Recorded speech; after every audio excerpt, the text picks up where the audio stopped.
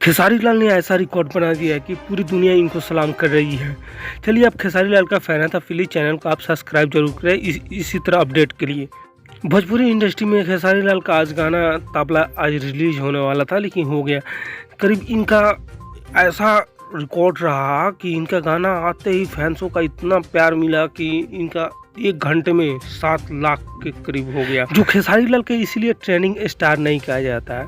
जो खेसारी लाल का गाना आते ही एकदम ट्रेंडिंग में चला जाता है। खेसारी लाल का करीब ये गाना आते ही एकदम लगा, एकदम पूरा फैंसों को एकदम इनको प्यार मिलना स्टार्ट हो गया और इनका गाना एकदम अभी टॉप में जाने वाला है। खेसारी लाल और शिल्पी राज दोनों संग ने आवाज़ दिए हैं, जो एक गाना एकदम A1 है। जब भी खेसारी लाल का गाना आता है तब तक एकदम ट्रेंडिंग में इनका चला जाता है, क्योंकि खेसारी लाल ही ट्रेंडिंग मशीन है। इनको ट्रेंडिंग मशीन कहा जाता है खेसारी लाल को।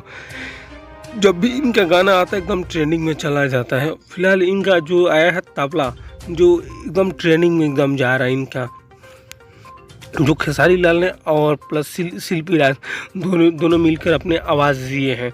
जो तबला जैसे आज सुबह जैसे रिलीज होने वाला था, लेकिन 1 घंटा करीब 6 लाख से ऊपर पार, मान लीजिए 7 लाख